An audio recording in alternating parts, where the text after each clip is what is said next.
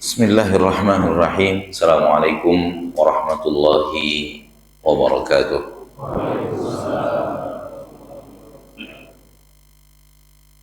Innal hamdalillah nahmaduhu wa nasta'inuhu wa nastaghfiruh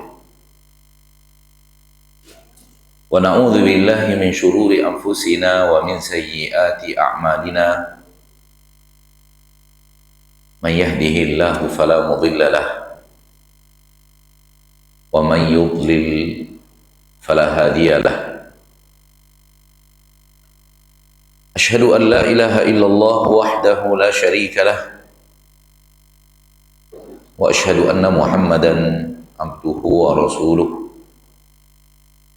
sallallahu alaihi wa ala alihi wa ashabihi wa man tabi'ahum bi ihsanin ila yaumiddin wa sallama tasliman katsira, amma ba'd.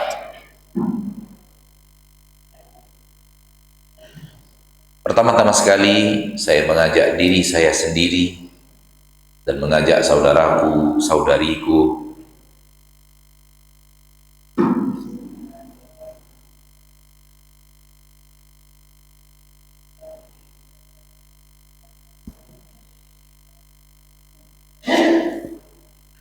saya mengajak diri sendiri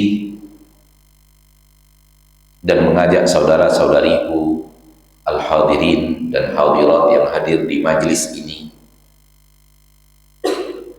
juga mengajak saudara-saudariku yang menyaksikan acara ini dimanapun Anda sekarang berada, menyaksikannya melalui kemudahan yang Allah berikan kepada kita umat akhir zaman yang tidak Allah berikan kepada umat-umat sebelum kita. Saya mengajak semua kita untuk bersyukur kepada Allah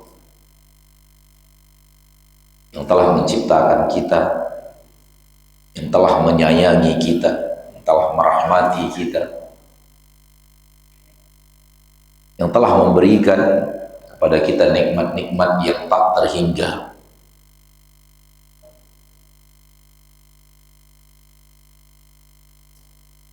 Sadarlah saudaraku, saudariku, apapun nikmat yang ada pada dirimu itu adalah anugerah Allah yang Allah berikan kepadamu.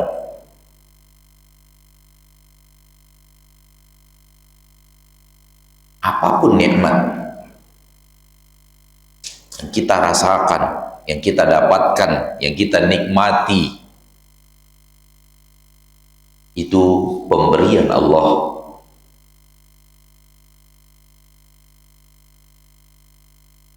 Ini sering hilang. Sekarang ini di dada banyak umat Islam. Adapun orang yang tidak muslim, apa yang bisa kita katakan terhadap mereka yang tidak percaya kepada Allah, tidak percaya kepada Rasulullah Muhammad sallallahu alaihi wasallam, dan tidak percaya kepada kitab yang Allah turunkan, yaitu Al-Qur'an. Kita hanya bisa mendoakan agar mereka dapat hidayah. Namun kepada kita umat Islam yang percaya kepada Allah, beriman kepada Allah, beriman kepada Rasulullah, beriman kepada Al-Quranul Karim, beriman dengan adanya hari akhirat, beriman dengan adanya surga dan neraka, terlalu banyak yang menikmati pemberian Allah, namun dia tidak merasakan itu pemberian Allah.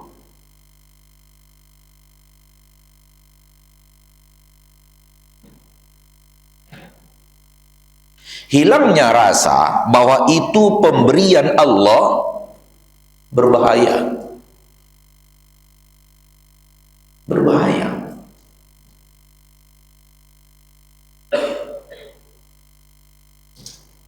Oleh karena itu Allah selalu ingatkan kita di dalam Al-Quran akan nikmat-nikmatnya, akan apa yang Ia berikan kepada kita. Allah ingatkan selalu kita di dalam Al-Quranul Karim. Ayat yang sangat masyhur, wa in ta'uddu ni'matallahi la tuhsuha. Apabila kalian menghitung-hitung nikmat Allah, tak sanggup kalian menghitungnya, saking banyaknya.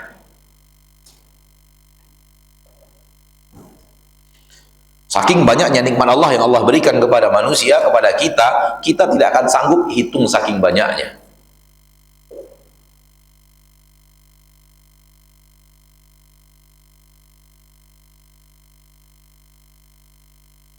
Bukankah hal yang aneh?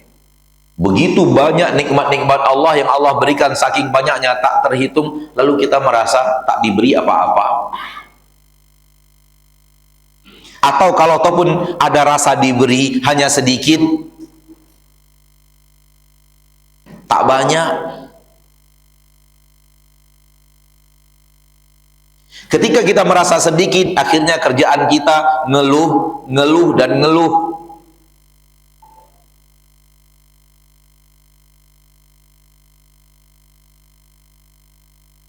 Inilah potret kehidupan banyak muslim hidup di dunia sekarang ini. Naudzubillah kalau salah satunya adalah kita.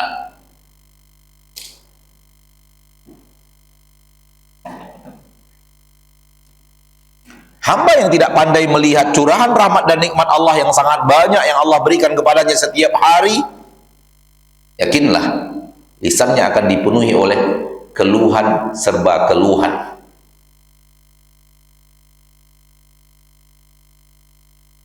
Serba kurang, serba kurang, serba kurang, belum dapat, belum dapat, belum dapat. Kurang banyak, kurang banyak, kurang banyak. Dan hanya ada satu titik akhir yang membuat dia tak lagi mengeluh, yaitu mati. Kalau udah mati, berhenti dia ngeluh.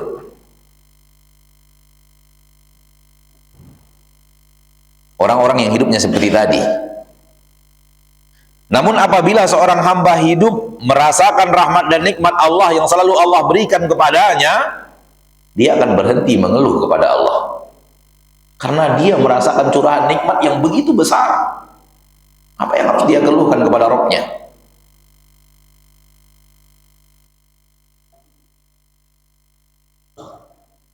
Dia akan merasakan nikmatnya hidup.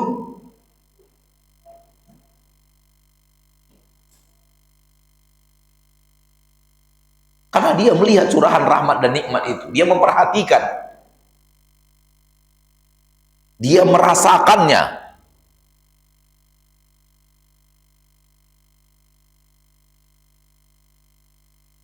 Sehingga tak ada yang akan dia keluhkan kepada Rabb-Nya.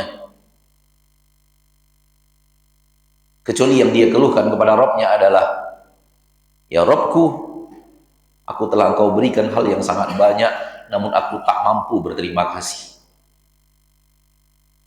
Aku tak mampu bersyukur, syukur yang sepantasnya Engkau dapatkan.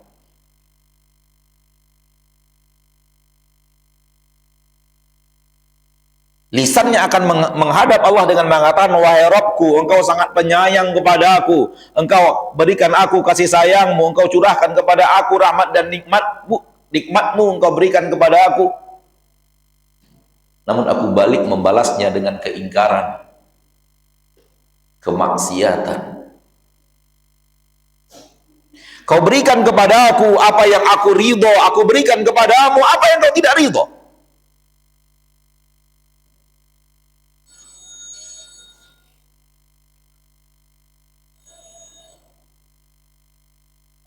Kau curahkan kepada aku kasih sayang, mau aku balas dengan keingkaran. Maafkan aku, ampuni dosa aku, jangan murkai aku, selamatkan aku dari azab-Mu.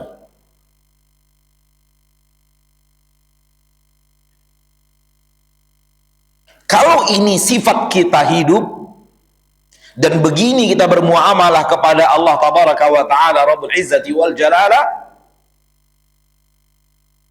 demi Allah, hidup akan terasa nikmat, hidup akan terasa indah.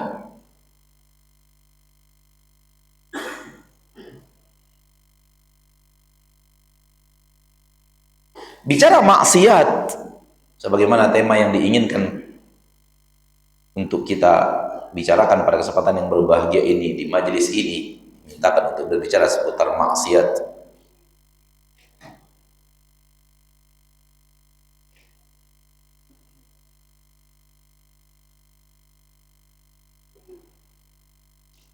Bicara maksiat, kita bicara diri kita sendiri. Karena semua kita adalah pelakunya. Dan semua kita tak ada yang bersih, suci dari terjebak ke dalam maksiat itu.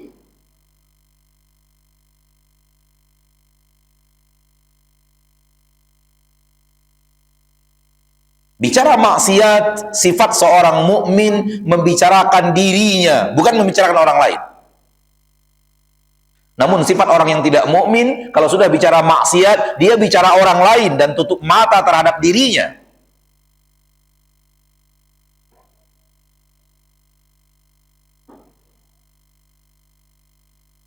Orang mukmin kalau bicara maksiat, dia bicara dirinya.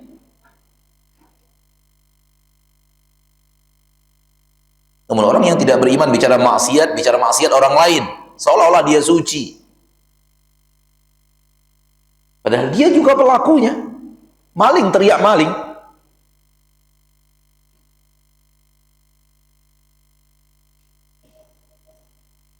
Dan tak ada gunanya kita membicarakan maksiat orang lain. Manfaatnya apa? Penting itu bagi kita ikhlas, jujur bicara maksiat kita. Tentu maksiat, membicarakan maksiat yang ana maksud di sini bukan untuk disampaikan ke orang lain. Kita jujur kepada diri kita sendiri. Kita berbicara kepada Allah tentang maksiat yang kita lakukan. Menyadari bahwa kita tak pandai berterima kasih kepada Allah. Menyadari bahwa kita tak pandai membalas kebaikan-kebaikan Allah. Menyadari bahwa kelakuan kita akan berefek murka Allah dan neraka Allah. Oleh karena itu kita hiasi lisan kita dengan permohonan ampun, permintaan maaf, permohonan perlindungan dari akibat maksiat yang kita lakukan. Ini sifat orang mukmin.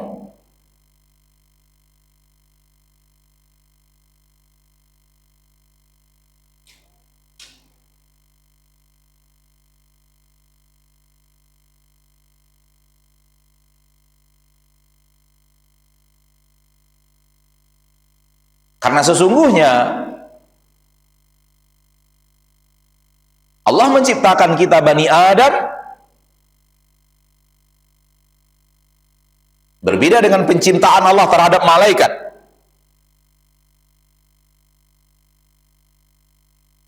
Malaikat diciptakan tak pernah berbuat maksiat, tak berani berbuat maksiat walau satu kali. Bal ibadun mukramun,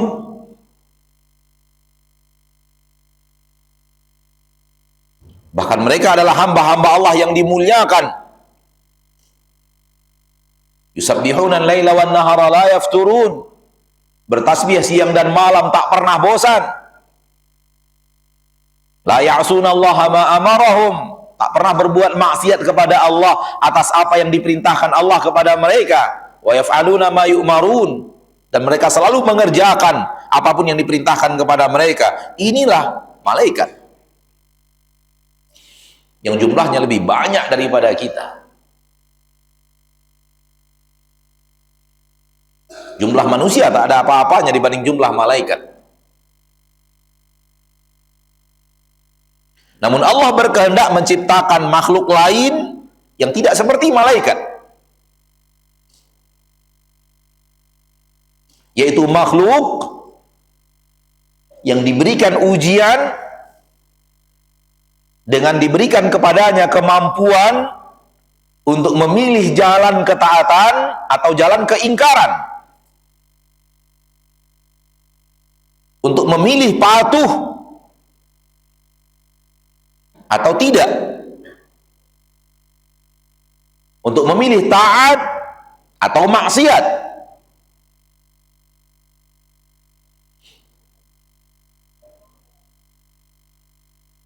Sehingga itulah diri kita. Diri kita adalah makhluk Yang berbeda dengan makhluk ciptaan Allah terhadap makhluknya malaikat, yang selalu patuh dan taat beribadah, nggak pernah bosan, tak pernah berbuat maksiat, tak berani berbuat maksiat. Namun kita bukan makhluk dengan sifat yang seperti itu Allah ciptakan.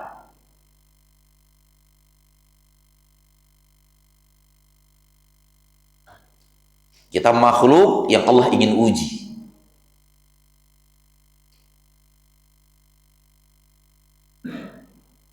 Dan ujiannya adalah diberikan kemampuan untuk memilih, diberikan kekuatan untuk memilih. Memilih jalan yang dicintai atau memilih jalan yang dimurkai.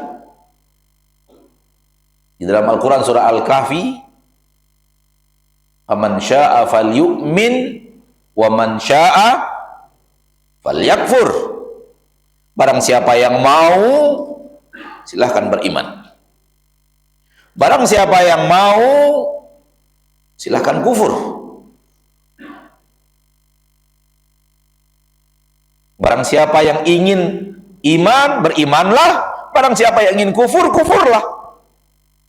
Baik iman atau kufur, dua-duanya Allah pakai kalimat sya'a, ingin. Berarti yang kufur ingin kufur, yang iman ingin iman. Ada kekuatan memilih, ada kekuatan keinginan.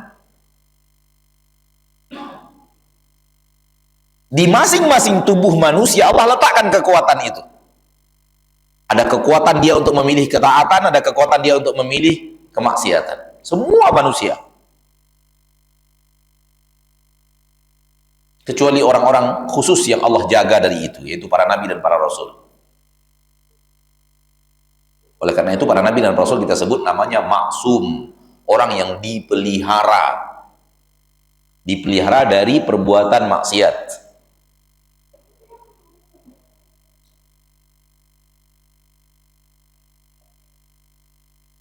Adapun selain para nabi dan para rasul, saya dan Anda dan semua manusia, termasuk seluruh para sahabat Nabi kita tercinta Muhammad SAW, Abu Bakar, Umar, Uthman, Ali, dan siapapun setelah itu, semuanya adalah orang yang diberikan Allah kekuatan untuk memilih taat atau memilih maksiat, memilih kekufuran atau memilih keimanan.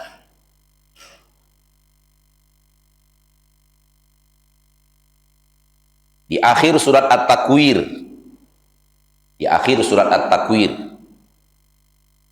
liman syaa'a minkum ayyastaqim, barang siapa yang ingin dari kalian, maka dia bisa istiqamah di atas ketaatan.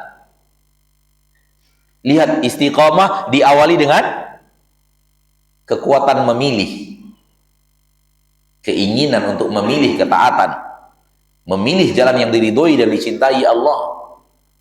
Liman syaa'a minkum ayyastaqim, barang siapa yang ingin, maka dia memilih jalan istiqamah. Berarti keinginan dari hamba itu, dia ingin taat, ingin istiqamah di jalan yang benar.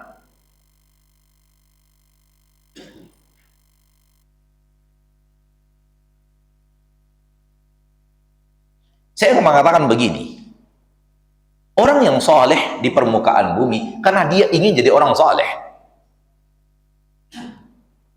Sementara orang yang jahat di permukaan bumi, dia ingin memilih, dia yang memilih ingin jadi orang jahat. Seluruh orang yang taat, dia ingin jadi orang taat. Seluruh ahli maksiat, memang dia yang ingin menjadi ahli maksiat. Memang begitu.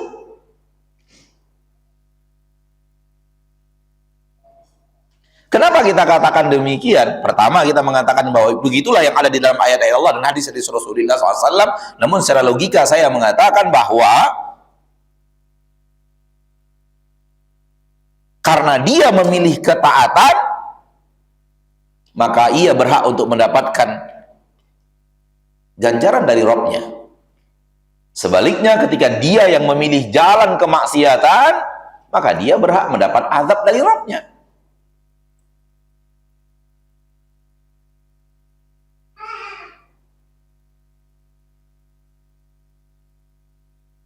Karena dia yang memilih itu. Kalau ada orang mengatakan, Ustadz, saya nggak bisa jadi orang soleh, itu dusta. Itu dusta. Itu hanya apa ya? Bisikan iblis. Itu hanya sesuatu yang terbentuk di dalam pola pikirnya yang salah. Orang saya percaya nggak bisa jadi orang soleh.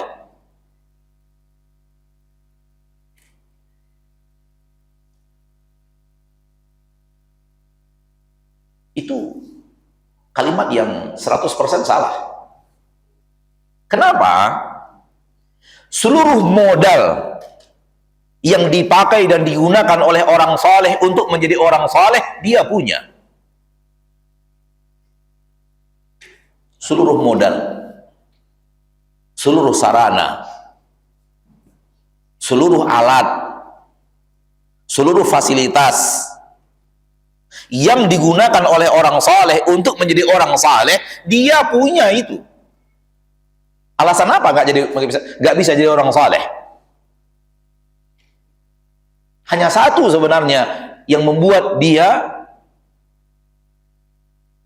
harusnya sadar bahwa bukan tidak bisa, tidak mau. Beda antara tidak bisa dengan tidak mau.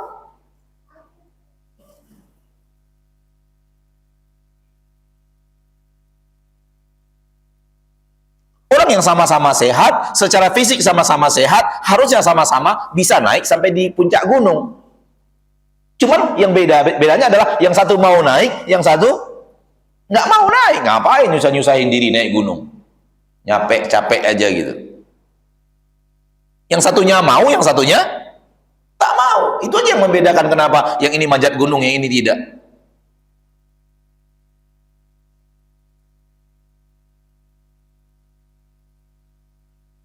Dan ini sering dimasukkan oleh iblis dan bala tentaranya ke dalam jiwa atau dalam pikiran atau di dalam cara berpandang pelaku maksiat. Orang seperti saya ini nggak mungkin jadi orang soleh. Nggak mungkin gimana? Saya orang yang sudah terlalu banyak berbuat maksiat, Ustaz. Teman-teman saya pelaku maksiat, Ustaz.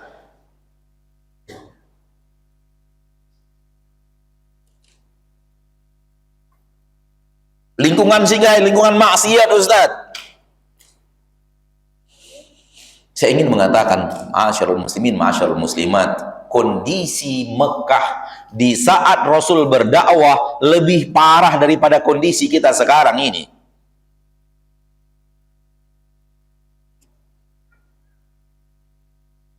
Keadaan kota Mekah, maksiat yang beredar di kota Mekah, bobroknya perilaku manusia di kota Mekah, sebelum Rasul kita berdakwah, di awal-awal Rasul kita berdakwah, lebih parah dari negeri kita ini sekarang ini. Lihat, berhasilkah para sahabat keluar daripada itu untuk menjadi orang saleh? Berhasil, dengan izin Allah tentunya. Ada apa kita mengatakan nggak mungkin? Saya seperti ini, lingkungan saya seperti ini, teman-teman saya seperti ini, pekerjaan saya seperti ini. Saya nggak mungkin bisa jadi orang saleh. Dari mana nggak mungkin? Umar, premannya Mekah, sebelum jadi dapat hidayah, dan mungkin lebih preman daripada antum. Kalau kalimat saya salah ini, saya minta ampun kepada Allah.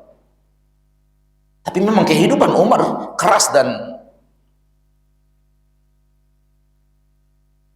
Ikrimah anak Abu Jahal, premannya Mekah.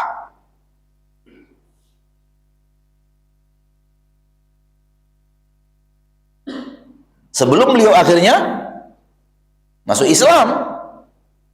Masuk Islam itu pun setelah menyakiti Rasul, memerangi sahabat, ikut berperang melawan kaum muslimin, dan sebahagian kaum muslimin terluka dan yang terbunuh. Di antaranya adalah aksi Ikrimah anak Abu Jahal. Bisa tuh jadi orang soleh?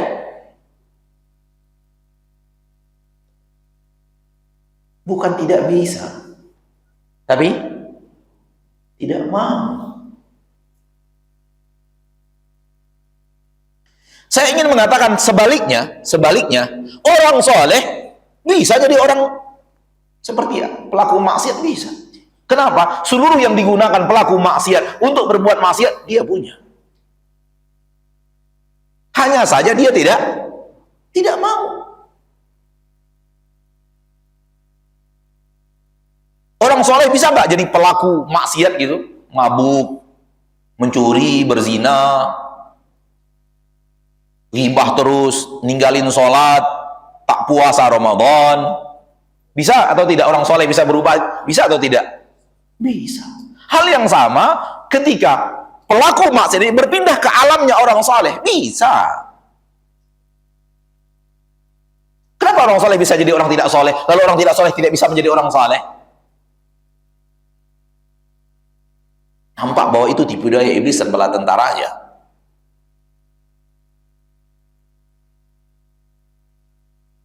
Jadi ketahuilah bahwa semua kita diberikan Allah kekuatan untuk memilih jalan taat atau jalan maksiat.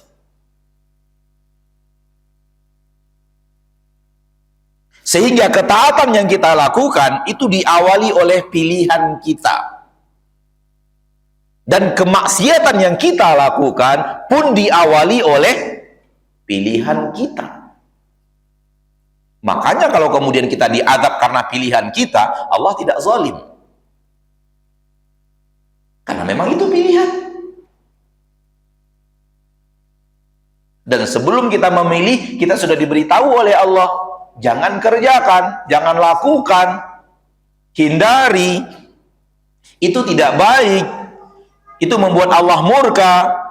Itu ada konsekuensi azabnya. Diberitahu atau tidak? Sudah diberitahu. Tidak hanya sekedar diberitahu, ditegur. Ditegur dengan aneka ragam teguran-teguran Allah. Bisa ditegur dengan cara dengarkan pengajian seperti yang sekarang ini. Teguran dari Allah melalui lisan seorang hamba Allah yang sedang berbicara. Dan pengajian-pengajian lainnya. Bisa ditegur oleh istri, bisa ditegur oleh suami, bisa ditegur oleh rekan kerja, bisa ditegur oleh atasan, bisa ditegur oleh teman, bisa ditegur oleh penyakit.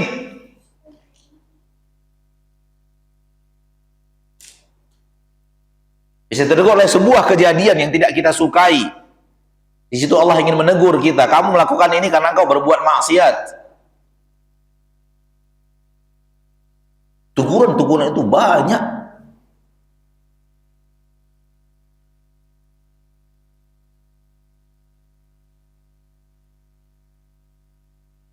Sehingga tak ada hujah pelaku maksiat nanti di akhirat untuk menyalahkan Allah. Itu nggak ada, sudah. Hanya di dunia ini manusia-manusia yang tidak tahu Rabbnya, tidak mengerti Allah, keadilan Allah, kasih sayang Allah, dan kebijaksanaan Allah, hikmah Allah, mereka yang sering menyalah-nyalahkan Allah. Sudah begini keputusan Allah terhadap saya, sudah begini takdir Allah terhadap saya, begini yang Allah inginkan saya menjadi orang yang seperti ini sekarang. Enggak kok, Allah tidak ingin Anda jadi pelaku maksiat. Itu buktinya Al-Quran diturunkan untuk membimbingmu, itu buktinya Rasul diutus untuk membimbingmu, itu buktinya nasihat-nasihat didatangkan agar engkau berubah. Berarti Allah tidak ingin engkau di atas hal yang seperti itu. Buktinya saya sekarang begini. Itu yang sering dijadikan alasan bahwa Allah menginginkan itu untuknya. Buktinya saya sekarang begini. Buktinya saya sulit untuk taat. Buktinya saya kejadian. Ini bahasan tersendiri dalam ilmu syariat. Disebut dengan iradah kauniyah, iradah syar'iyah. Namun saya tidak ingin masuk ke dalam bab itu karena mungkin nanti jauh dari bahasan kita. Seorang guru yang sudah mengajarkan kepada muridnya segala kebutuhannya, lalu membimbingnya, menegurnya kalau dia salah agar dia lulus dalam ujian, memberikan kepadanya pelajaran-pelajaran, memberikan kepadanya waktu, memberikan kepadanya curahan perhatian. Kalau dia salah diingatkan, kalau dia lalai disampaikan, kalau dia malas diajak untuk rajin dan semacamnya, lalu kemudian si murid tersebut tetap di atas perilakunya sehingga ketika ujian dia tidak bisa menjawab dengan baik kemudian gagal, guru yang disalahkan. Ini ambil sebagai permisalan, dan antara kita dengan Allah jauh lebih hebat daripada itu. Tak boleh disalahkan orang tua yang telah maksimal dalam menegur anaknya, membimbing anaknya, mentarbiyah anaknya. Si anak itu yang memang bebal, orang tua nggak boleh disalahkan. Sebagaimana Allah tidak menyalahkan Nabi Nuh atas perbuatan anaknya Kan'an.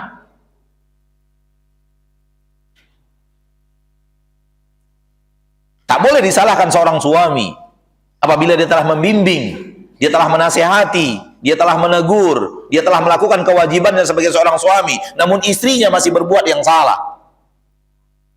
Tak boleh suami itu disalahkan. Sebagaimana Allah tidak menyalahkan Nabi Lut terhadap apa yang dilakukan oleh istrinya. Kalau kita faham itu, kita akan faham Allah tidak bisa disalahkan atas perbuatan hamba.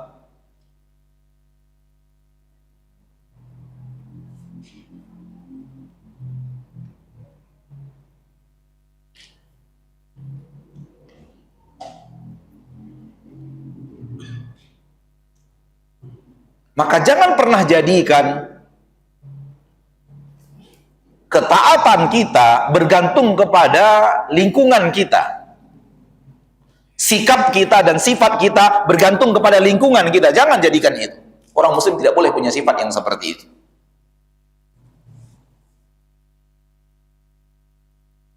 Engkau adalah engkau dimanapun engkau berada.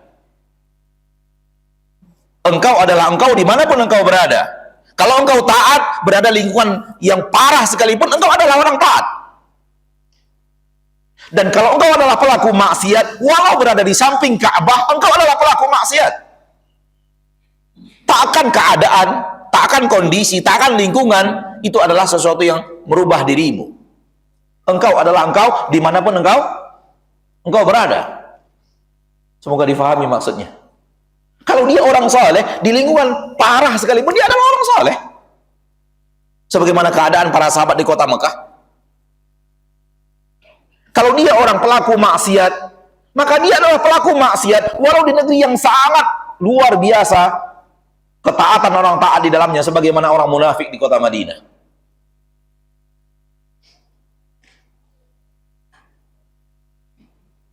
Maka jangan salahkan lingkungan, jangan salahkan sahabat, jangan salahkan kondisi, jangan salahkan orang tua, jangan salahkan atasan yang menyuruh. Sebenarnya kita yang mau, kita yang manut, kita yang nurut, dan kita yang ikut. Dan ini salah satu jebakan iblis. Kita pelakunya, kesalahannya kita sandarkan ke orang lain. Kesalahannya kita lemparkan ke orang lain, padahal kita lah pelakunya. Di akhirat itu nggak laku. Banyak ayat di dalam Al-Quran Allah bercerita tentang orang yang mengikuti atasan. Saya disuruh atasan saya, kami dulu mengikut mereka. Tidak diterima oleh Allah.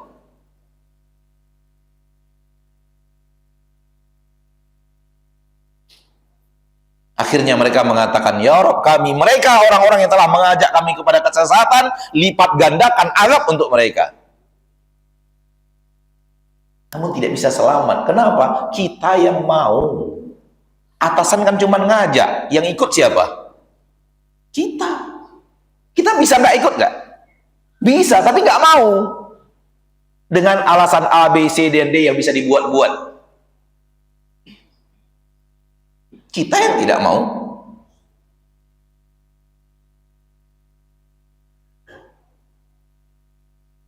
Inilah dia maksiat. Dan demi Allah, semua manusia selain para nabi dan para rasul adalah makhluk yang diberikan oleh Allah kemampuan untuk memilih, dan pasti mereka banyak atau sedikit pernah memilih maksiat. Pernah memilih maksiat. Permasalahannya banyak atau sedikit. Jangan pernah sekarang ini, kita bicara sekarang ini, karena Kita sekarang hidup di alam kita yang sekarang ini, di zaman kita yang sekarang ini, di waktu kita yang sekarang ini. Jangan pernah ada sekarang ini kita merasa itu orang soleh luar biasa, kayak malaikat. Nggak ada. Nggak ada, Pak. Orang yang kayak malaikat itu nggak ada. Antum nggak percaya, tanya istrinya. Itu pun kalau istrinya mau bongkar. Antum tak percaya, tanya orang yang sangat dekat dengan dia dalam kehidupan, dalam bertransaksi, dalam bersafar, dalam bertetangga. Karena semakin dekat seseorang dengan seseorang, semakin ketahuan belangnya. Maka yang paling tahu belang suami adalah istri. Berlaku sebaliknya. Tak ada manusia suci di alam agama kita kecuali para nabi dan para rasul. Sehebat apapun kita menyukai seorang, mengidolakan seseorang, kita wajib tambahkan dia pernah berbuat maksiat, dan hanya saja saya tidak tahu dia berbuat maksiat apa. Supaya kita tidak ghulu berlebihan. Dan sifat ghulu ini adalah sesuatu yang diinginkan iblis, karena ada sesuatu yang diinginkan di balik sifat itu untuk diseret ke jalan yang diinginkan iblis dan bala tentaranya. Dan ini selalu kita tanamkan kepada kaum muslimin dan muslimat. Jangan ghulu kepada siapapun. Boleh Anda suka kepada seorang guru, boleh Anda suka kepada seorang dai, boleh Anda mengidolakan dia, boleh Anda sekarang ini ngefans apa? Benar ucapan saya? Hah? Ngefans dengan seseorang, ya silakan. Namun ingat, tambahkan di dalam ngefansmu, tambahkan di dalam mengidolakanmu, tambahkan di dalam sukanya kamu kepadanya, dia pernah berbuat maksiat. Dia pasti juga melakukan maksiat. Tambahkan itu. Namun hanya Allah yang tahu apa yang dia lakukan. Supaya tidak lahir sifat ghulu, berlebih-lebihan.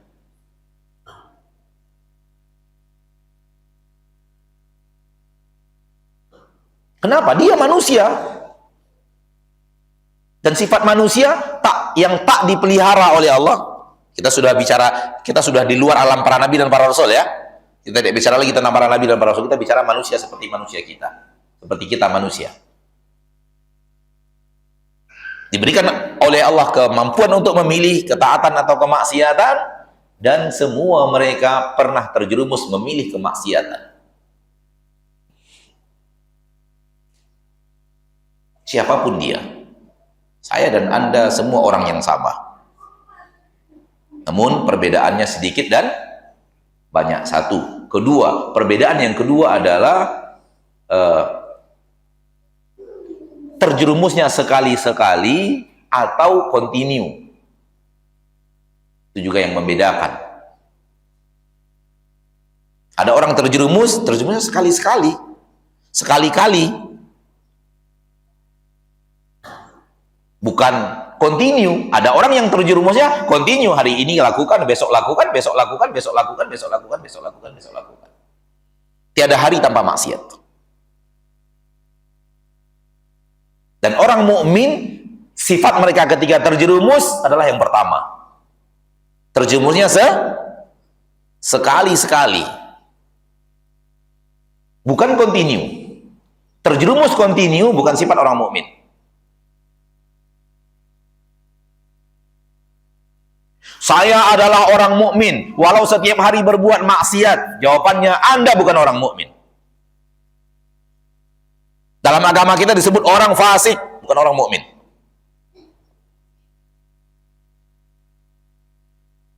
Ulaika humul fasikun. Di dalam Al-Quran banyak sekali ayatnya ketika Allah bicara pelaku maksiat, mereka adalah orang-orang fasik. Anda adalah orang zalim. Begitu Allah menyebutnya dalam Al-Quran, ulaika humul zalimun. Mereka adalah orang-orang yang zalim. Mukmin kalau terjatuh ke dalam maksiat, terjatuhnya sekali-sekali, kadang-kadang. Itu pun setelah terjatuh, dia segera minta ampun. Dia segera bertaubat kepada Allah. Dia segera minta maaf kepada Allah. Ini sifat manusiawi. Semua manusia terjerumus ke dalamnya. Kita sudah katakan tadi, kita tidak bicarakan lagi para nabi dan para rasul. Kita bicara manusia zaman kita sekarang dan orang-orang yang seperti kita, sebelum kita dan setelah kita. Semua manusia pernah terjerumus ke dalam kesalahan. Tak ada manusia yang suci. Ketika turun firman Allah di dalam Al-Quran surah Al-An'am ayat 82, alladzina amanu walam yalbisu imanahum bidzulmin ulaika lahumul amnu wa hum muhtadun. Orang-orang yang beriman yang tidak mencampuri keimanan mereka dengan kezaliman, mereka lah orang-orang yang mendapatkan hidayah, mereka lah yang mendapatkan keamanan dari Allah, dan mereka lah orang-orang yang mendapatkan hidayah. Orang-orang yang beriman yang tidak mencampuri keimanan mereka dengan kezaliman. Sahabat mengira makna kezaliman di sini maksiat, sehingga mereka merasa berat sekali ayat ini. Syarat untuk menjadi orang dapat hidayah, syarat untuk mendapatkan keamanan dari murka Allah dan neraka Allah, menjadi orang yang beriman dan tidak pernah berbuat maksiat. Karena mereka mengira ayat ini maknanya kezaliman, dalam ayat ini maknanya maksiat. Sehingga mereka datang kepada Nabi kita tercinta SAW, sebagian mereka datang kepada Nabi kita tercinta SAW dan berkata, ya Rasulullah, ayyuna lam yadhlim nafsah. Siapa di antara kita yang tidak pernah menzalimi dirinya? Itu generasi terbaik manusia, umat Nabi Muhammad SAW. Generasinya para sahabat. Kalau generasi para sahabat, itu pengakuan mereka kepada Nabi kita tercinta, maka sudah jelas tidak ada manusia yang generasi yang lebih hebat daripada itu. Kalau para sahabat saja mengatakan, siapa di antara kita yang tidak pernah menzalimi dirinya? Siapa di antara kita yang tidak pernah terjerumus melakukan kesalahan, melakukan kemaksiatan kepada Allah? Kata Nabi, bukan itu maksud kezaliman dalam ayat. Maksud kezaliman dalam ayat adalah kesyirikan. Sebagaimana yang Allah katakan terhadap perkataan Luqman, ya bunayya la tusyrik billah inna syirka la dzulmun adzim. Kezaliman di sini maksudnya adalah perkataan Luqman pada anaknya, wahai anakku, jangan engkau berbuat syirik kepada Allah, karena sesungguhnya syirik kepada Allah itu adalah kezaliman yang sangat besar. Kezaliman di sini maksudnya adalah kezaliman yang itu, bukan maksiat. Baru sahabat tenang. Berarti mereka masih punya kesempatan untuk mendapatkan hidayah dan mendapatkan keamanan dari Allah. Karena iman dan tidak syirik. Tapi kalau iman dan tidak maksiat, para sahabat merasa tak mungkin. Karena semua kita terjerumus ke dalam kesalahan, ke dalam kemaksiatan. Saudaraku, saudariku kaum muslimin dan muslimat rahimani wa rahimakumullah. Apa itu maksiat? Maksiat adalah sesuatu yang membuat hidupmu sulit.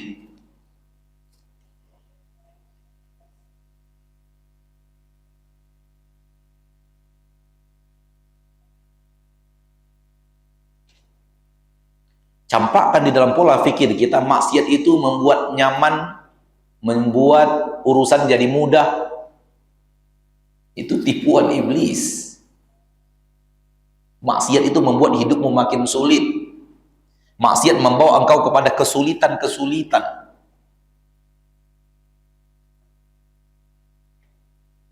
Ketaatanlah yang akan membuat urusanmu menjadi mudah, menjadi gampang, membawamu kepada kemudahan-kemudahan. Adapun maksiat sebaliknya, membawamu menjadi yang sulit, dan sulit. Kalau orang mengatakan kalau berbuat maksiat jadi lancar urusan saya, dia sedang terjerumus ke dalam bisikan iblis dan bala tentaranya.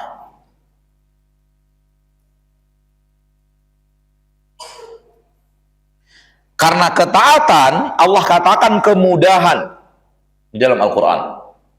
Dan kemaksiatan, Allah katakan kesulitan di dalam Al-Quran.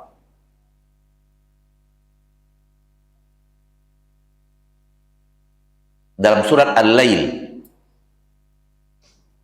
فَأَمَّا مَنْ أَعْطَى وَاتَّقَى وَصَدَّقَ بِالْحُسْنَى. Ini semua ketaatan, bertakwa, berinfak di jalan Allah Tabaraka wa Ta'ala, beriman dengan hari akhirat, beriman dengan seluruh keadaan-keadaan di akhirat, beriman dengan surga dan neraka. Fasanuyassiruhu lil yusra. kami akan mudahkan dia menuju kemudahan. Sebaliknya, wa amma man bakhila wastaghna wa kadzdzaba bil husna. Barang siapa yang tak mau menginfakkan hartanya, tak mau membayar zakat, bakhil, pegang terus hartanya, dan istaghna, sombong, merasa tak butuh siapa-siapa, merasa dirinya serba bisa, merasa kekayaannya membuat orang butuh dia, dia tidak butuh orang lain. Wa kadzdzaba bil husna, dan mendustakan sesuatu yang berhubungan dengan hari kiamat dan apa yang ada di hari akhirat, surga Allah tabaraka wa taala. Allah katakan, fasanuyassiruhu lil usra, kami akan mudahkan dia menuju kesulitan. Ayat ini menerangkan kepada kita, ketaatan di dalamnya lah kemudahan, kemaksiatan di dalamnya lah kesulitan. Jangan dibalik. Allah turunkan Al-Quran untuk jadi panduan, jangan dibalik-balik panduan itu. Kalau kita membaca panduannya terbalik, berarti kita mengikuti jalan syaitan. Karena keinginan syaitan itu memutarbalikkan panduan. Begini panduannya, diputar balik oleh syaitan untuk dipahami beda. Yang halal dikatakan haram, yang haram dikatakan halal. Yang boleh dikatakan tidak boleh, yang tidak boleh dikatakan harus dikerjakan. Jadi kalau orang berbuat maksiat, pasti dia akan menuju jalan sulit. Itu pasti. Ustadz, kami melihat mereka mewah. Ustadz, kami melihat rumah mereka megah. Ustadz, kami melihat mobil mereka mewah, Ustadz. Dari mana datangnya kesulitan? Jawaban saya, karena dia belum cerita. Karena dia tidak cerita kesulitannya. Anda hanya melihat tampilan luar, dalamnya Anda nggak tahu. Yang tahu dalamnya itu Allah, dan Allah sudah katakan sulit. Kita lebih percaya penilaian kita terhadap orang itu, atau Allah bicara tentang dia? Yang mana yang mau kita percayai?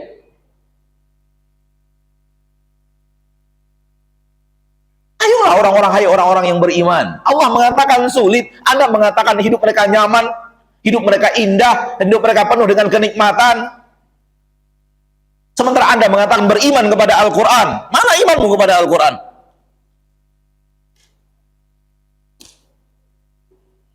Anda merasa melihatnya indah karena dia nggak cerita, karena dia nggak ngomong, karena dia nggak mau ceritakan kesulitannya kepada orang lain. Hanya kepada orang-orang kepercayaan saja dia bisa cerita. Karena dia ingin dipuji, ngapain dia cerita kesulitan hidupnya? Dan nggak mungkin Allah salah, sulit, jalan sulit. Walau engkau punya ratusan gedung, sekian lantai, tapi itu dengan cara maksiat, hidupmu sulit.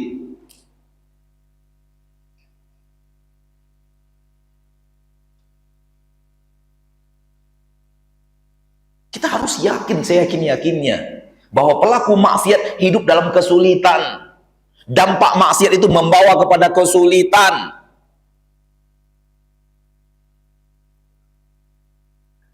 Dan rasanya cukup pengalaman-pengalaman hidup kita dan berita-berita yang kita dengar. Setelah ketahuan bobroknya pelaku maksiat, baru tahu kita mereka merasakan kesulitan yang luar biasa.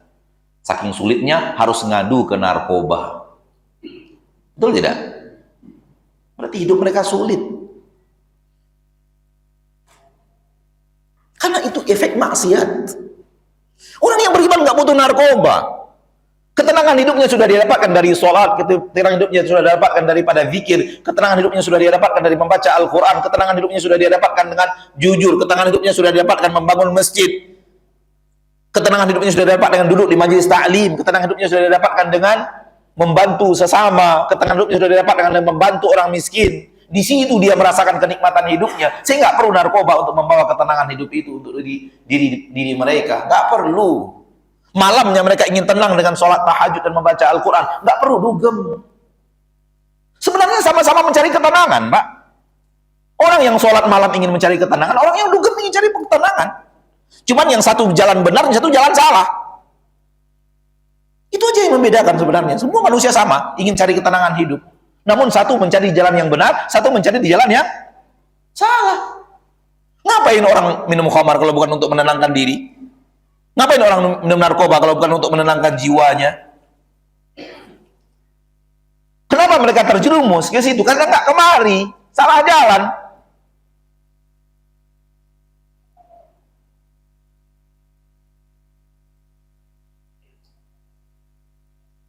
Maka efek maksiat adalah kesulitan. Jangan tertipu oleh penampilan. Jangan tertipu oleh dia yang menyebut-nyebut kemudahan yang dia katakan. Anda adalah orang yang beriman kepada Allah. Anda adalah orang yang beriman kepada Rasulullah Sallallahu Alaihi Wasallam. Ini sudah bertabrakan dengan apa yang dikatakan Allah dan Rasulnya. Kalau kita bisa memandang maksiat pembawa kesulitan, kita akan lari dari maksiat itu.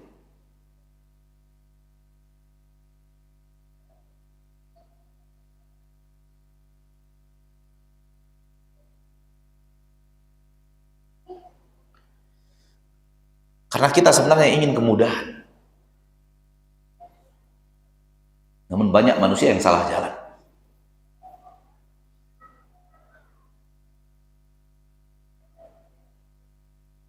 Maksiat akan membuat engkau tidak bisa merasakan sesuatu yang lezat daripada yang halal. Maksiat akan membuat engkau tidak bisa merasakan kenikmatan dari kenikmatan-kenikmatan di atas yang halal.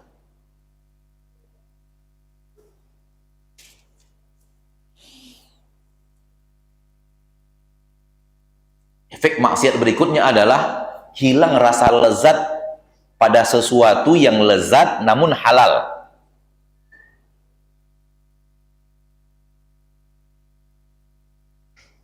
Banyak hal yang dihalalkan Allah dan dia adalah kelezatan.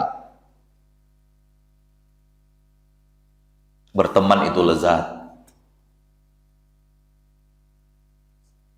Berkeluarga itu lezat. Duduk di rumah bersama keluarga bercengkrama dengan istri dan anak itu lezat. Duduk di majelis taklim itu lezat. Dan yang lainnya. Dan kelezatan itu akan hilang dan tidak bisa Anda rasakan. Sebabnya adalah maksiat.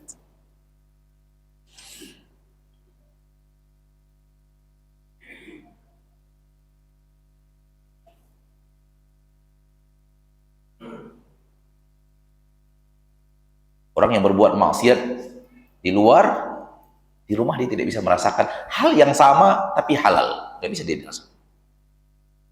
Kenapa? Telah terhijab oleh maksiat yang dia lakukan.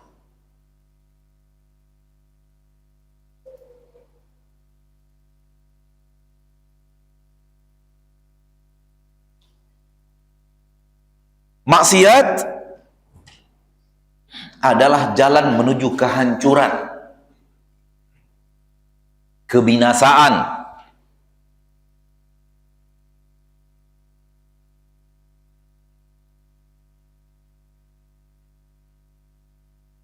Di dalam Al-Quran, surat Al-Ankabut,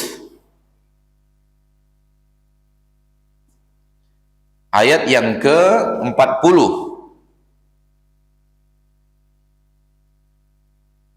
Allah berfirman, "Fakullan akhadna bidzambih." Dan semua kami hukum, kami azab, kami turunkan petaka kepadanya disebabkan dosanya. Kehancuran diturunkan disebabkan dosa. Dosa pembawa kepada kehancuran. Faminhum man arsalna alaihi hasiba. Di antara mereka kami hancurkan dengan kami kirim kepada mereka angin kencang. Wa minhum man akhadathu sayha. Di antara mereka kami hancurkan karena maksiat mereka dengan dikirim petir. Wa minhum man khasafna bihil ardh. Sebagian mereka kami hancurkan karena dosa dan maksiatnya dengan kami benamkan di dalam bumi. Wa minhum man aghraqna. Sebagian mereka kami azab disebabkan dosanya dengan cara kami tenggelamkan.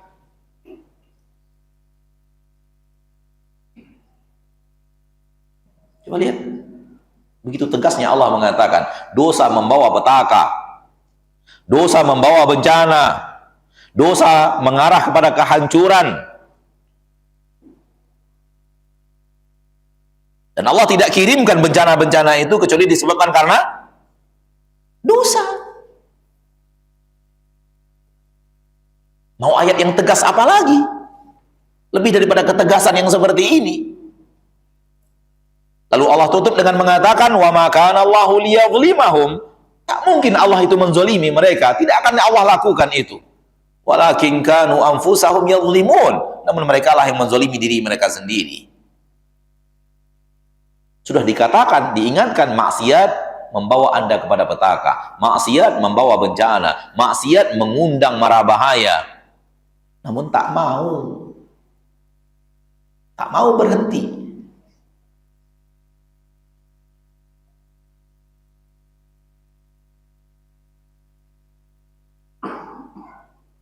Ditenggelamkan, dikubur dalam tanah,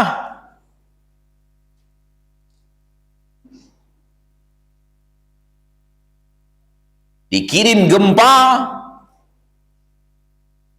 dan di negeri kita ini ketiga-tiganya menyatu dalam satu kejadian.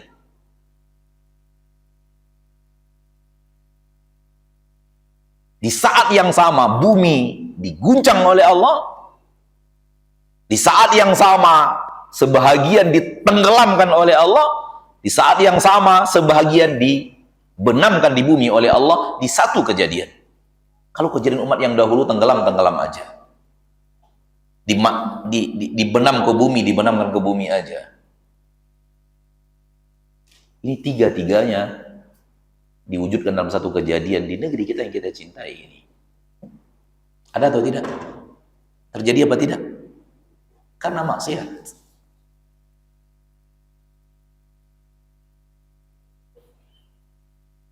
Itu hari kita sampai di kota tersebut dan kita parkir di samping aspal yang ada rumah miring, miring seperti pondasi bagian kirinya itu amblas, kemudian miring itu rumah. Kita lihat, oh ada rumah miring. Kata teman yang membawa, Ustadz, rumah ini awalnya 2 kilo dari sini. Jadi bukan miringnya itu yang jadi masalah. Rumah ini awalnya 2 kilo jaraknya dari sini. Rumah itu jalan sampai sekarang di pinggir aspal ini.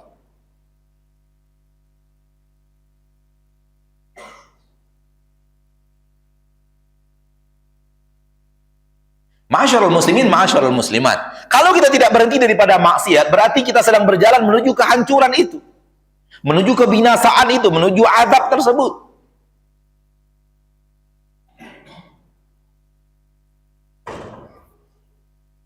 Oleh karena itu, berhenti sebelum azab itu dikirim. Taubat sebelum Allah kirimkan bencana. Allah sehatkan kita bukan untuk lanjut, tapi untuk taubat. Jangan tergoda. Buktinya saya berbuat maksiat sehat-sehat saja. Hai, Anda ditipu oleh iblis dan bala tentaranya.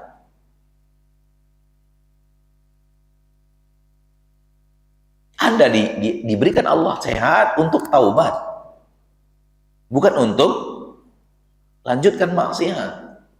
Sadari itu, bahwa itu yang diinginkan Rabb Anda. Dan Allah masih sayang, masih memberikan kesempatan, masih membuka pintu maaf, masih ingin memberikan kesempatan agar kita tidak masuk ke dalam bencana itu, agar tidak dikirim kepada kita bencana itu. Maka manfaatkan sebelum terlambat.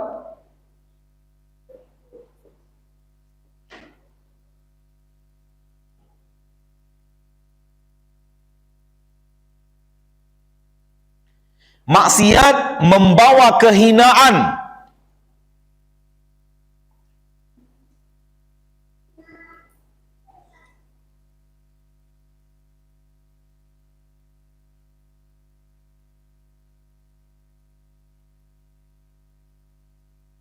Karena mustahil orang yang melanggar aturan Allah, Allah muliakan.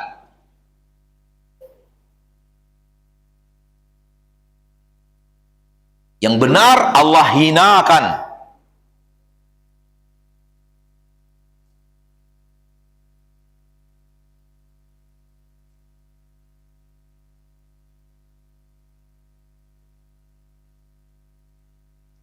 Kembali kepada yang tadi, kalau kita melihat gambaran bahwa dia dimuliakan, nggak benar.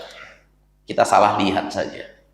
Dan dia belum cerita hinanya di mana.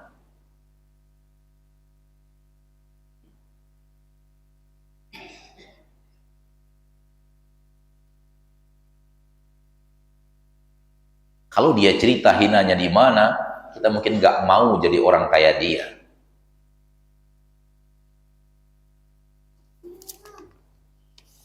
Sudah saatnya tanya jawab kayaknya ya. Sudah dikasih pertanyaan, berarti sudah paham saya. Ustaz sudah berhenti materinya Ustaz. Waktu yang tersisa buat tanya jawab. Satu lagi Pak, boleh? Satu lagi efek maksiat.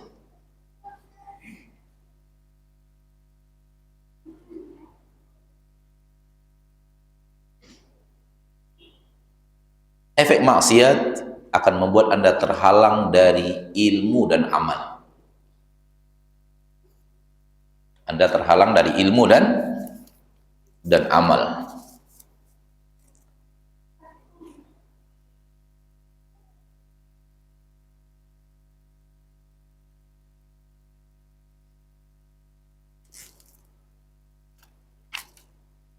Di dalam Al-Quran surah Al-A'raf ayat 146 Allah berfirman,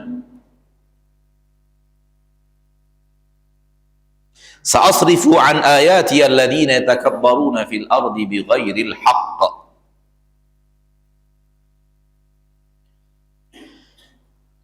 Aku akan palingkan dari ayat-ayatku orang-orang yang menyombongkan diri di permukaan bumi dengan cara yang tidak hak.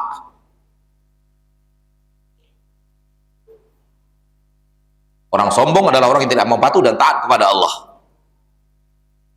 Dia lebih memilih keinginannya dibanding perintah Allah terhadap dirinya.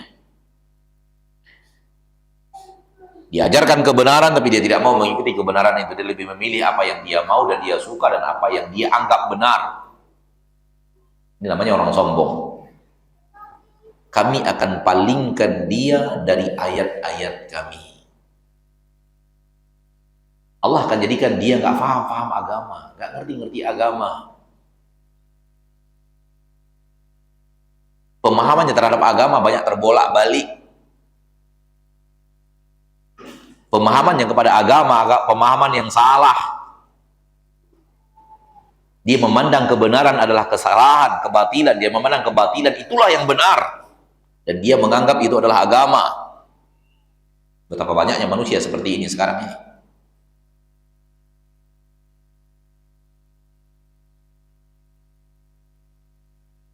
Hukum haram dia katakan wajib untuk dikerjakan. La haula wala quwata illa billah. Bagi orang-orang yang belajar agama Allah yang dengan baik dan benar, dia tahu itu hukum haram.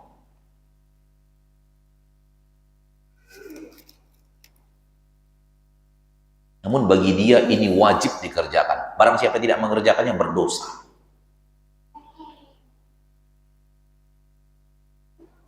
La haula wala quwata illa billahil aliyyil azim. Intikas ma ba'da intikas.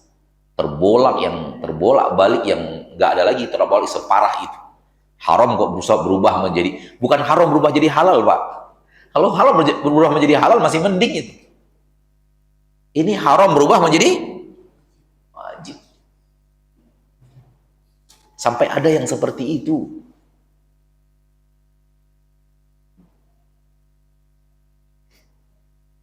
Belum lama ini kita dengar ada yang menghalalkan zina.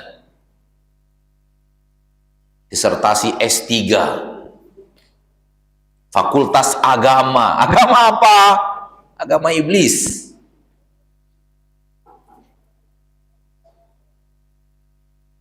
Sejelas-jelas itu Allah haramkan, ya katakan halal. Disertasi ilmiah, ya, ilmu syaitan.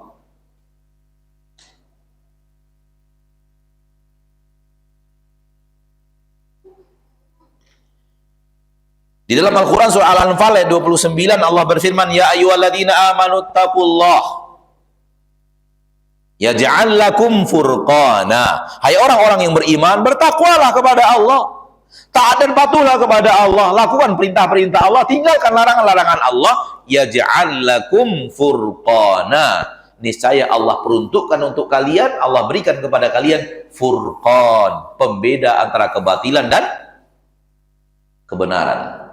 Anda punya kemampuan untuk membedakan ini hak, ini batil, ini hak, ini batil. Kapan? Kalau Anda mau bertakwa kepada Allah Taala, patuh kepada perintah Allah, tinggalkan larangan Allah, lakukan ketaatan, tinggalkan maksiat. Allah akan berikan kepada hatimu furqan, hati yang memiliki kemampuan untuk membedakan ini hak dan ini batil. Ini yang haram, ini yang halal, ini yang benar, ini yang salah, ini yang diinginkan Allah, ini tidak diinginkan Allah. Ini dia jalan ke surga, sementara itu jalan ke neraka. Furqan itu hanya diberikan kepada hati orang-orang yang takwa kepada Allah. Artinya kalau tidak takwa kepada Allah, Allah tutup furqan, sehingga hati tak bisa membedakan.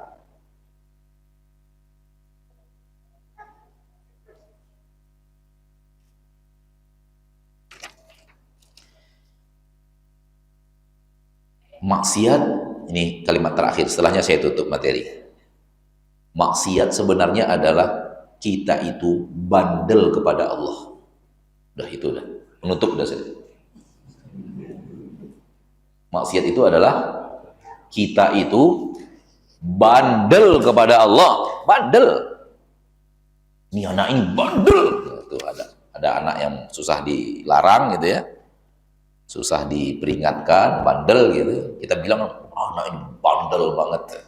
Ternyata yang bandel itu kita kepada Allah. Kalau kita tidak mau taubat, kalau kita tidak mau meninggalkan maksiat, maka kitalah yang bandel itu. Karena maksiat itu adalah bandel kepada Allah. Ini yang bisa saya sampaikan secara materi, mudah-mudahan bermanfaat untuk kita semuanya, termasuk apatah lagi yang sedang berbicara. Karena semua kita membutuhkan apa yang tadi kita katakan. Dan semua kita berusaha untuk meninggalkan berjalan di atas ketaatan kepada Allah. Dan sebagai seorang manusia mustahil suci, terkadang kita salah, taubat lagi. Terkadang salah lagi, taubat lagi. Yang tidak boleh itu salah terus, salah terus, salah terus, salah terus.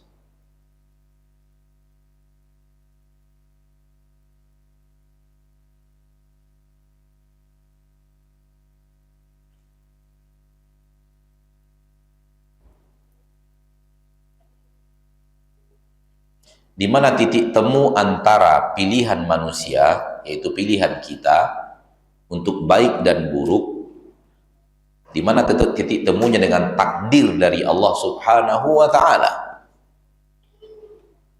Ada kisah seorang pelacur masuk surga karena memberikan minum seekor anjing yang kehausan. Seorang pelacur saja memberikan anjing minum masuk surga. Masa saya yang bukan pelacur ngasih orang makan buka puasa nggak masuk surga gitu ya? Pola pikirnya begitu. Hah? Ini sekarang jalannya orang-orang yang memudah-mudahkan syariat, jalannya orang yang menghibur dengan cara yang batil. Ada seorang pelacur dari Bani Israel zaman dahulu kala, bukan umat Nabi Muhammad. Dia kehausan, lalu dia turun ke sumur minum. Begitu naik, dilihat ada seekor anjing yang benar-benar kehausan sehingga terjulur-julur lidahnya. Kemudian dia melihat, waduh, anjing ini kehausan sekali, ada rasa iba. rasa sayangnya kepada hewan, untuk berbuat baik kepada hewan tersebut dari hatinya yang sangat tulus. Lalu dia turun lagi ke bawah, ambil air, naik ke atas, beri minum. Allah berterima kasih kepadanya dengan cara mengampuni dosanya dan memasukkan dia ke surga. Maksud hadis adalah karena dia telah berbuat baik dari hatinya yang sangat tulus, Allah melihat ketulusan itu, akhirnya Allah berikan kepadanya hidayah untuk taubat dari perbuatannya itu dan hidup di atas ketaatan setelah itu dan wafat di atas ketaatan, dengannya dia masuk surga. Ini hadisnya, bukan mati di atas menjadi pelacur lalu masuk surga gara-gara memberi minum seekor anjing. Maka kalau ingin seperti itu, silahkan berikan minum anjing, berikan minum hewan lain, namun taubat setelah itu. Jangan difahami, berikan minum anjing, tetap lakukan maksiat itu sampai mati. Bukan itu makna hadis. Maka perbuatan-perbuatan baik kita yang kita lakukan dengan penuh keikhlasan, penuh bobot kasih sayang, bobot cinta, bobot menyayangi itu di sisi Allah akan membuka pintu hidayah. Ini bahasan lain. Ketaatan akan membuka pintu hidayah. Kalau dilakukan dengan penuh keseriusan dan keikhlasan dan curahan kasih sayang, karena Allah mencintai orang yang mencintai, Allah menyayangi orang yang menyayangi, Allah mengasihi orang yang mengasihi, Allah akan berbuat baik kepada orang yang berbuat baik. Ini sifat Allah.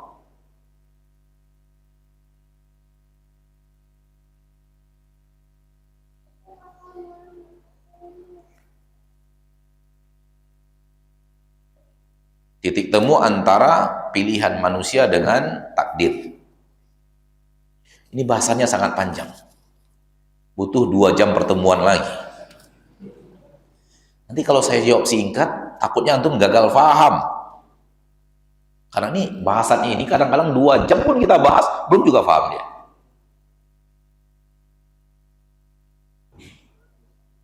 Belum juga paham-paham. Jadi daripada gagal paham, mendingan nggak saya jawab. Cukup dijawab yang pelacur beli minum air tadi aja.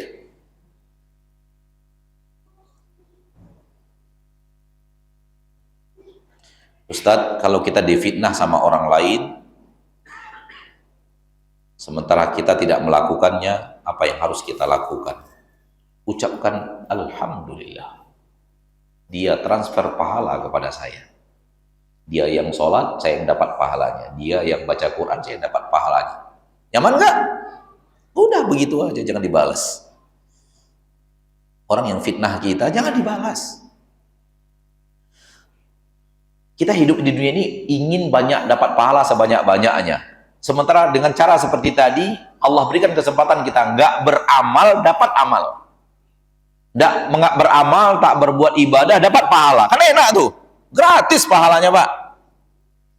Udah, itu cara untuk mengobati hati kita apabila difitnah orang lain. Jangan diperpanjang urusannya. Nah.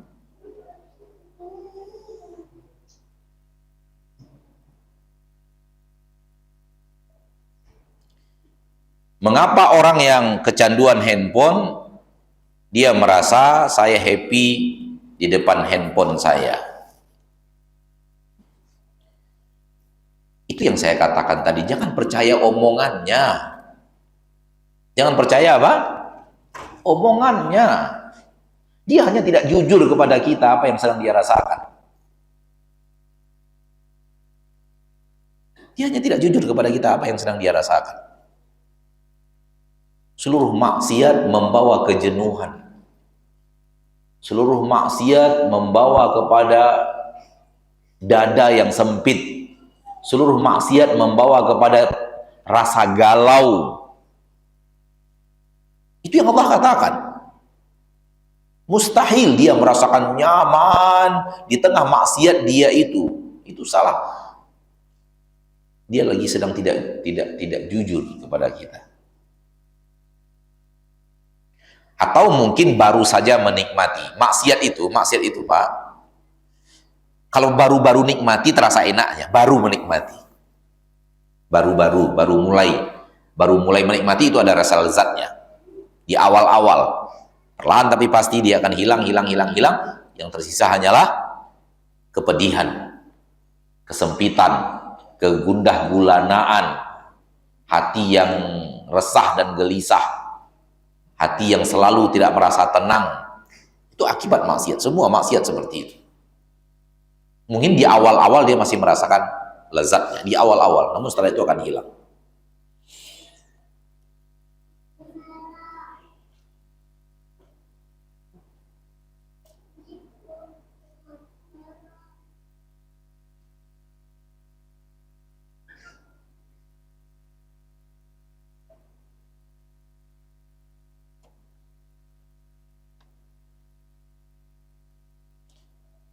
Saya adalah orang yang terkena penyakit was-was sudah cukup lama.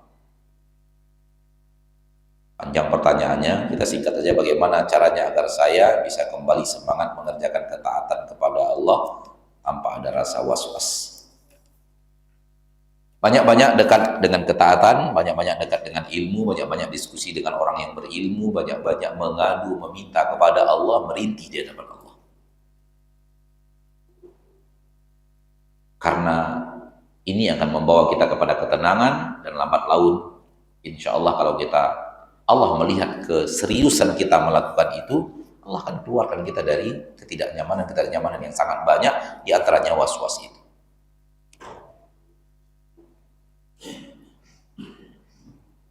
Apakah ada korelasi antara maksiat dan ketaatan dengan muhasabah?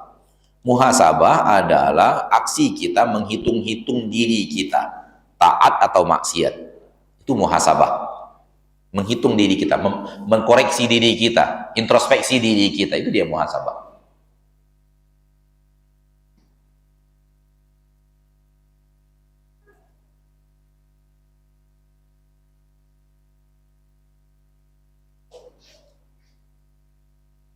Istri saya masih suka untuk melakukan maksiat.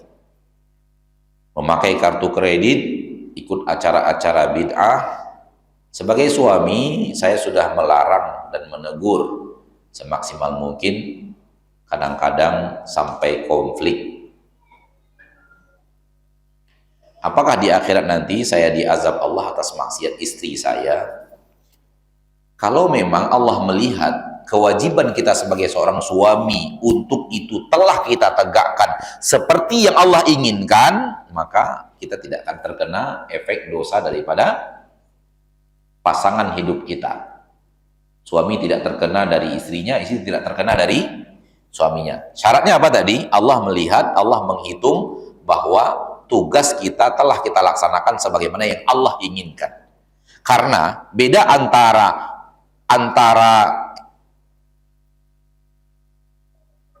pernyataan kita, saya telah menjalankan yang diperintahkan Allah, dengan perhitungan Allah.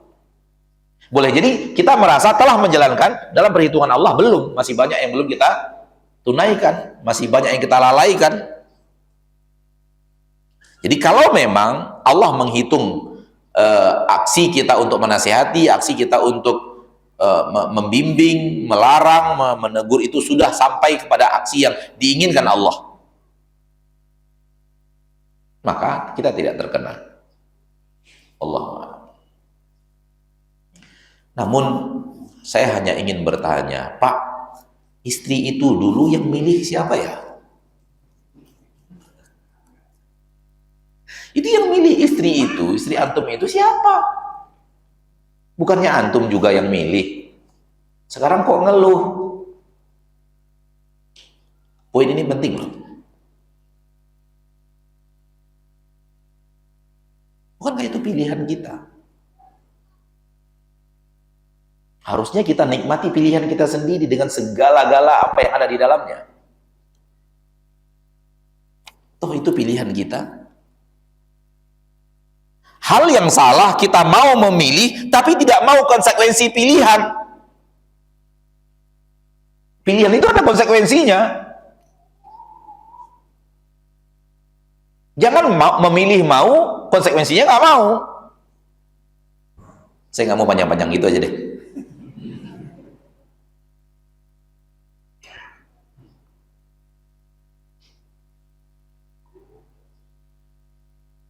Orang tua saya sering butuh bantuan untuk biaya hidup dan biaya sekolah adik, sementara saya masih ada hutang. Mana yang harus saya utamakan?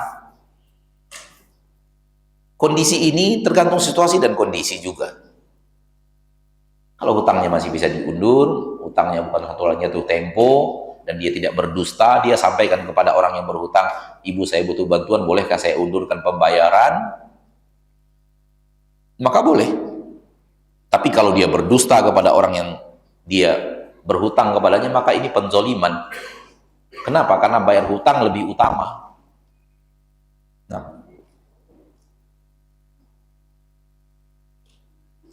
bagaimana hukum mengadopsi anak? Dilarang oleh agama Allah. Mengangkat-ngangkat anak, mengadopsi anak dilarang oleh agama Allah. Dulu pernah diizinkan di kota Mekah, sesampainya di kota Madinah diturunkan ayat melarang. Maka mengadopsi anak hukumnya haram. Mengadopsi anak hukumnya haram. Nggak boleh.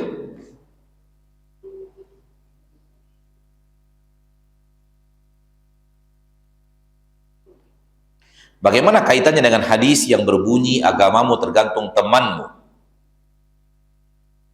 Apakah ini sangat pengaruh kepada keimanan kita? Ya, hadis itu benar. Tapi tadi kan Ustadz ngomong, saya nggak bisa karena teman saya begini. Kan tinggal ganti teman. Itu yang belum saya omongkan. Kita merasa saya nggak akan bisa taat karena teman saya begini. Kita salahkan teman atas aksi maksiat yang kita lakukan. Itu tidak benar, karena teman bisa diganti. Kenapa nggak ganti teman?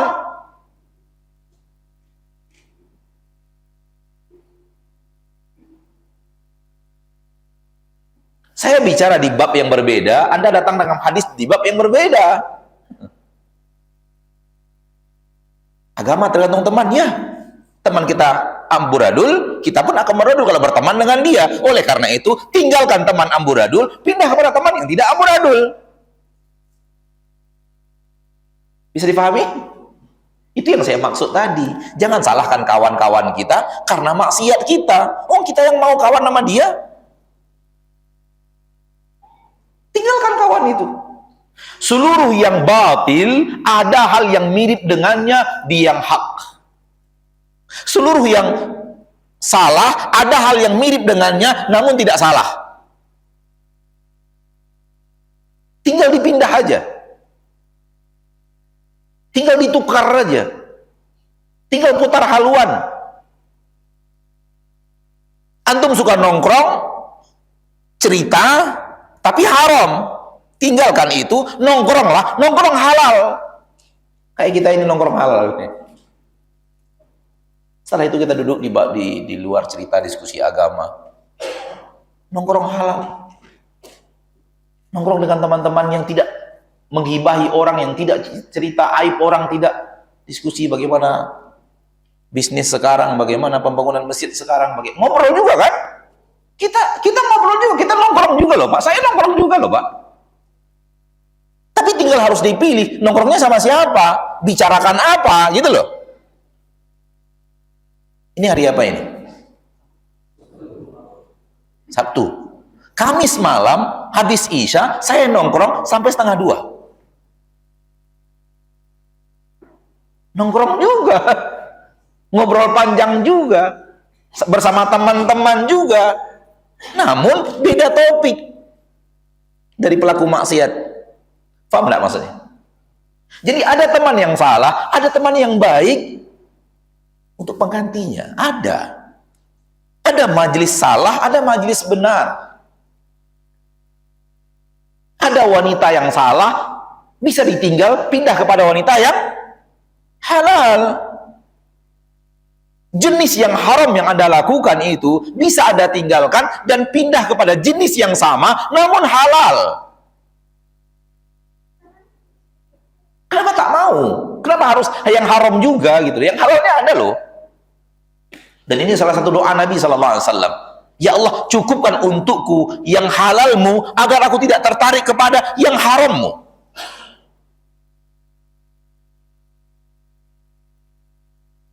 Itu yang saya katakan tadi. Kalau sudah terbiasa yang haram, yang halal tidak dinikmati lagi. Tapi orang yang taat kepada Allah, dia bisa menikmati yang halal yang membuat dia tidak butuh yang haram. Bisa dipahami? Wallahu a'lam. Maksimal sampai jam 11 tadi. Ini udah korupsi 2 menit. Kita tambah 3 menit lagi, Pak? Boleh? Baik. Lagi panas kayaknya nih.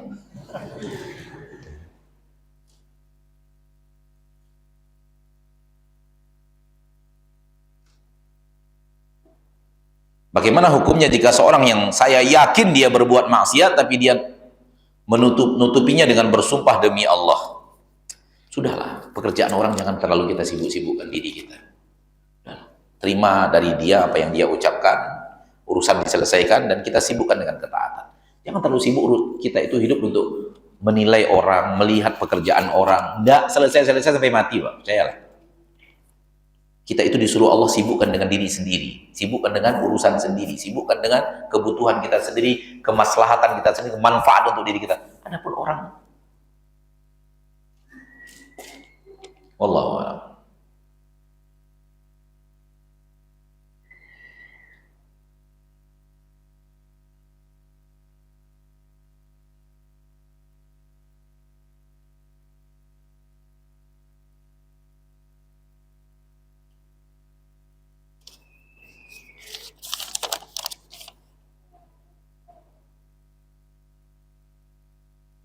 Ustaz, apakah kita wajib melakukan sholat taubat jika telah melakukan sebuah dosa besar?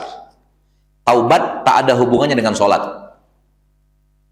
Taubat tak ada hubungannya dengan sholat.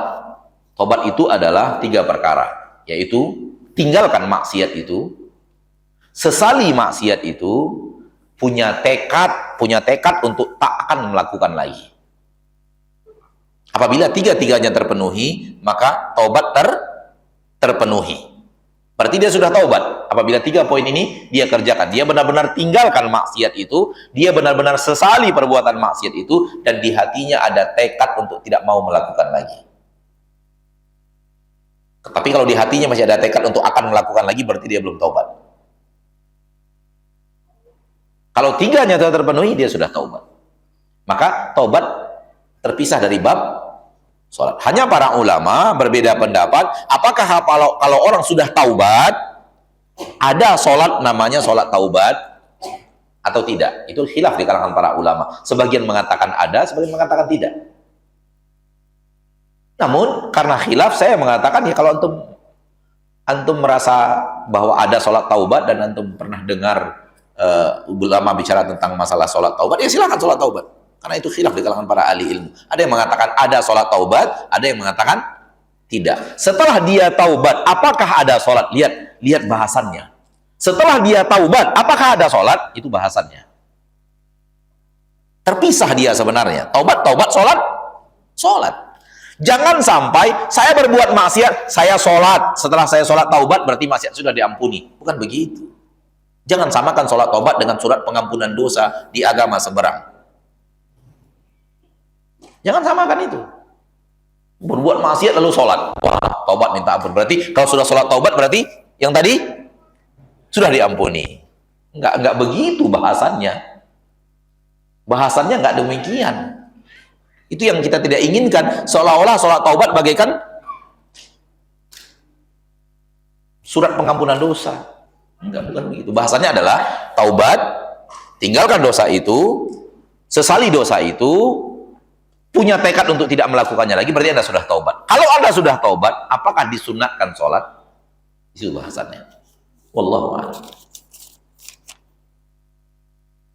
Contoh-contoh kemaksiatan apa saja, Ustaz? Ini pertanyaan terakhir. Contoh-contoh kemaksiatan apa saja, Ustaz? Di negeri yang seperti ini masih nanya apa contoh kemaksiatan? Apa nggak salah nanya, antum? Di negeri yang koyo gie, di negeri kayak antum, negeri antum sekarang ini masih bertanya apa contoh-contoh apa saja contoh-contoh maksiat. La haula wala quwwata illa billah. Terlalu banyak. Namun hanya dua secara umum. Secara ilmiah dua, tapi contohnya banyak sekali. Dan banyak terjadi dan banyak kita saksikan. Namun kalau ingin kaedah ilmiah maka dua. Pertama, tak melakukan yang diperintahkan. Dua, mengerjakan yang dilarang. Itu kaedahnya. Tak mengerjakan yang diperintahkan, diperintahkan untuk dikerjakan, tak dia kerjakan. Sholat, puasa, apa Pak? Sedekah sunat, enggak, yang wajib-wajib saja. Sedekah sunat, zakat, puasa, haji padahal dia mampu tak dia kerjakan, nutup aurat, wajib menutup aurat tidak dia kerjakan. Maka ini disebut tidak melakukan apa yang diperintahkan atau mengerjakan apa yang dilarang. Dilarang khamar, dilarang zina, dilarang khianat, dilarang dusta, dilarang bersumpah dengan nama Allah namun untuk suatu kedustaan, dilarang macam-macam. Ya, maka secara kaidah dia dua, meninggalkan yang diperintahkan untuk dikerjakan atau mengerjakan yang dilarang. Itu secara kaidah, namun contohnya terlalu banyak. Sampai maksiat di hati pun ada. Maksiat di hati misalnya antum lihat, misalnya ini hanya misal aja ya, yang ana tidak mengatakan antum lihat ana sekarang lalu hati antum ngomong Ustaz ini sok suci banget. Itu udah maksiat ya? Itu udah maksiat. Karena dilarang suudzon. Dilarang apa? Suudzon. Kalau ada yang seperti itu ya, kalau ada seperti itu udah maksiat. Walaupun di pengajian seperti ini. Karena dilarang oleh Allah suudzon. Allah berfirman di dalam Al-Qur'an, ya alladzina amanu ijtanibu katsiran minadh-dhann. Hai orang-orang yang beriman, jauhi banyak-banyak zon. Inna ba'dadh-dhanni itsm, karena zon itu sebahagiannya adalah dosa-dosa. Itu suudzon sudah dosa. Itu sudah maksiat. Terjadi di masjid. Maksiat. Sebagaimana kita lihat ibu-ibu, wanita-wanita muslimah tidak menutup aurat, masuk masjid tanpa menutup aurat. Dia berbuat maksiat di rumah Allah. Setelah dia masuk masjid tanpa menutup aurat, baru dia pakai mukena, baru dia sholat. Setelah dia sholat, dia buka lagi mukenanya, buka aurat lagi. Mulai itu pakai cermin kecil itu biasanya. Lipstik, bedak-bedak gitu. Di dalam masjid, buka aurat. Berarti dia berbuat maksiat di dalam masjid. Jadi terlalu banyak maksiat. Contoh-contohnya terlalu banyak, maka kita tidak bicara detail contoh-contoh. Kita ambil kaedah-kaedahnya, kita ambil akibat-akibatnya, dan masih banyak akibat lain yang belum bisa kita sampaikan. Sampai di sini pertemuan kita pada kesempatan yang berbahagia ini. Semoga Allah memberikan kepada kita kekuatan hati untuk memilih ketaatan dan memilih untuk tidak melakukan kemaksiatan. Wallahu ta'ala alam. Semoga Allah wafatkan kita semuanya di atas husnul khatimah. Subhanakallahumma wa bihamdika asyhadu an la ilaha illa anta astaghfiruka wa atubu ilaik. Assalamualaikum warahmatullahi wabarakatuh.